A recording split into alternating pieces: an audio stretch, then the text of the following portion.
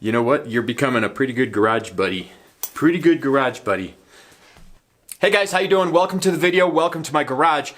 In this video, I'm just going to highlight some like 2 weeks worth of little things that I've been doing to the Wratchet chassis to get it ready to be a roller.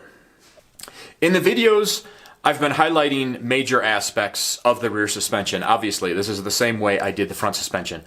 But in the last 2 weeks, I've been going around and finishing little things that all need to be addressed before I make it a roller chassis. And originally I wasn't going to do a video on that because they just seemed like little things that didn't really matter.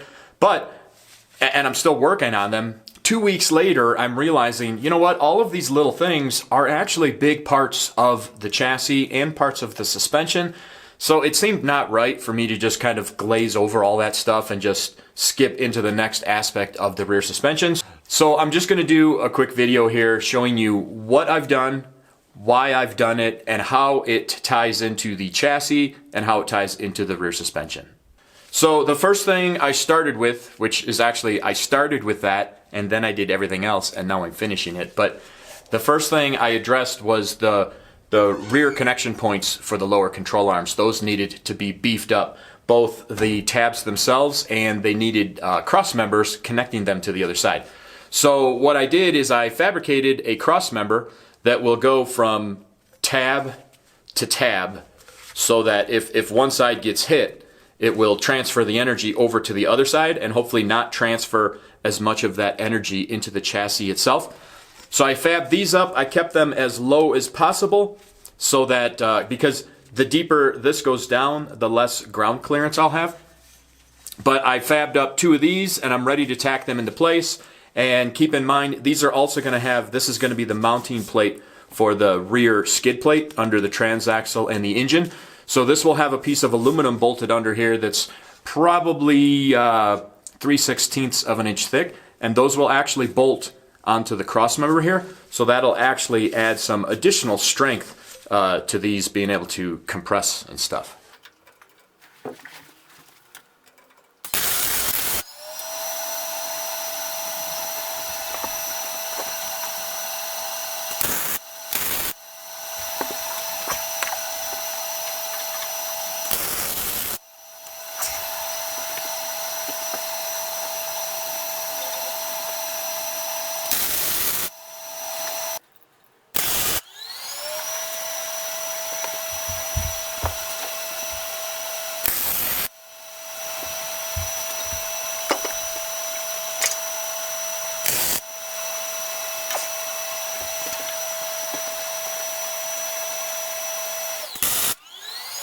Alright, let me see if I can highlight what I've done here. First thing I did is I boxed the top and the bottom of the connection points for the rear control arm. I did that on both ends. This end has the heim, so it's got a little radius up there so that it fits in there. Of course, everything here is lightly tacked in place. This one goes straight across because this is the bushing, so there's no sense in radiusing that one. Got some holes on the top just to be lightweight and because that looks nice. However, the bottom one is solid, and the reason for that, if we come down below here, I've got these cross members now welded in place. They go from the bottom plates here across to the other side. There's one up front there. And these will act as support from side to side. Remember, these will also be the mounting points for the lower skid plate, so they'll have a 3/16 aluminum bolted from side to side there.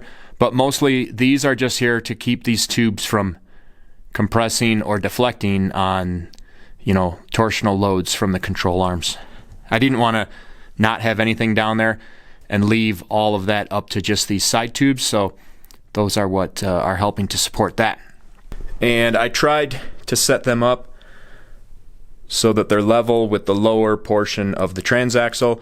I'll have a skid plate going across there, and the skid plate will also have some rubber packing underneath the transaxle and the skid plate, but you'll see that when I actually do that. And then of course there'll be another skid plate back here for the engine.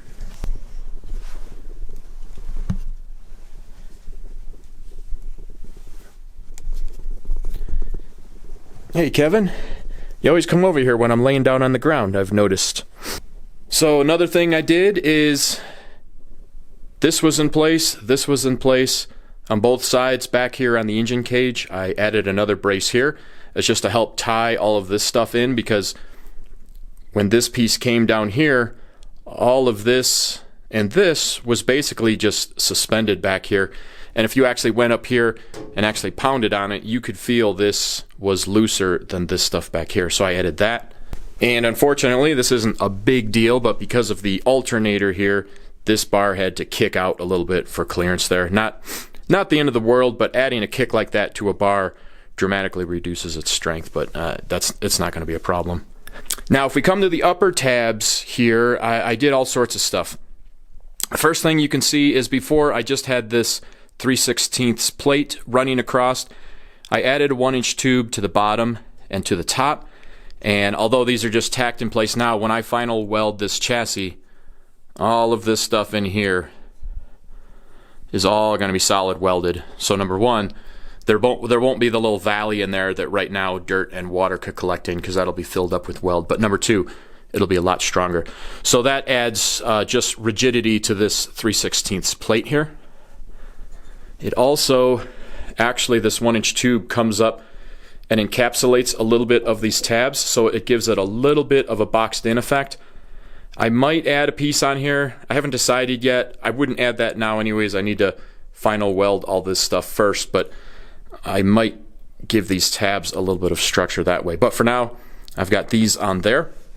Then if we look at this piece, before it was just this triangle here, I added this little kicker here to tie in the shock tower that the coil carrier is going to, so that as it's doing its work, it cannot be deflecting this up at all, because it would, and that would over time stress all of the welds around here and the tube. So this triangulates that portion there.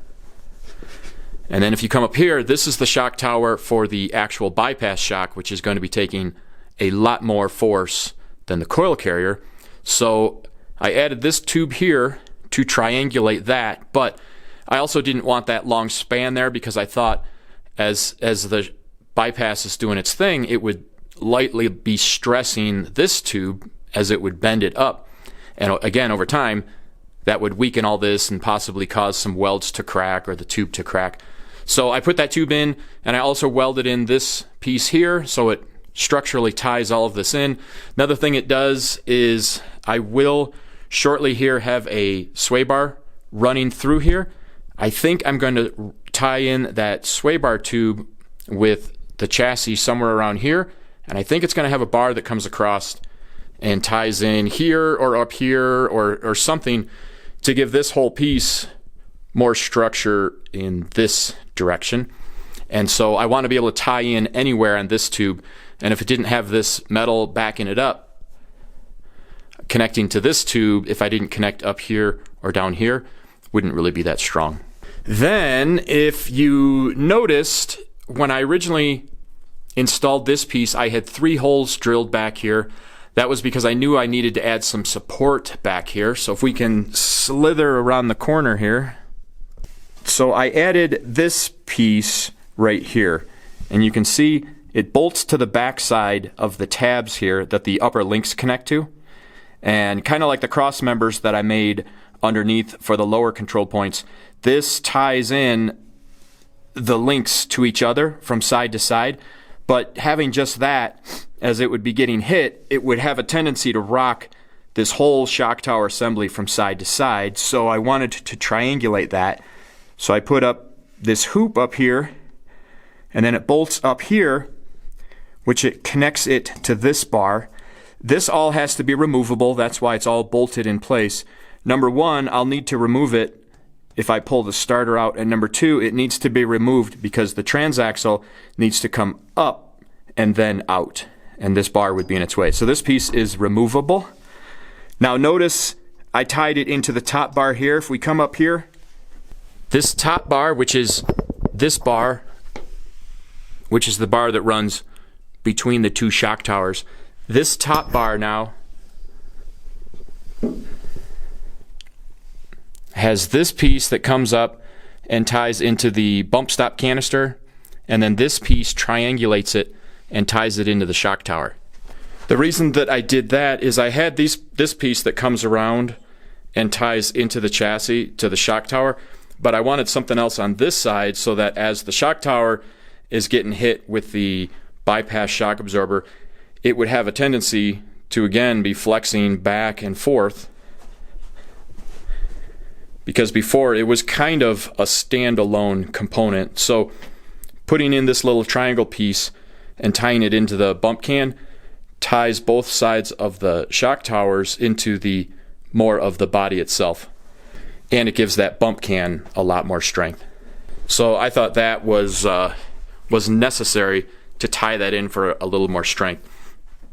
I don't like, you know, adding more and more and more metal to all of this stuff, but everything I did here was just little tiny pieces that I think really added a lot of strength. So those are the things that I've been working on over the last 2 weeks. When I just whipped through it in, you know, a little video here, it doesn't seem like a lot, but actually it surprised me that it took 2 weeks, but you know, it does when you're just cutting tubes, measuring them, fitting them in there, whatnot. Anyways, it was a big step in getting the chassis closer to being a roller, which is very close to being a roller. So I think what I'm going to do now is I'm going to put all the rear suspension stuff back on this side so that I can make sure that nothing that I did here interferes with any of it as it works. And then I think I'll set up my limiting straps for the rear. That'll probably be the next video. And then after that, I'm going to break down the whole chassis, take everything off of it, solid weld everything that I have up to this point, and then when I reassemble it, it will be a roller, and of course that will be a video in and of itself. Thanks for watching the video, guys. I hope it's helping you. I hope it's highlighting a lot of the little tiny things that add up to a big chunk of work on a chassis like this. So I hope it's helping you with whatever projects you guys are working on, and I'll see you in the next video. Take care.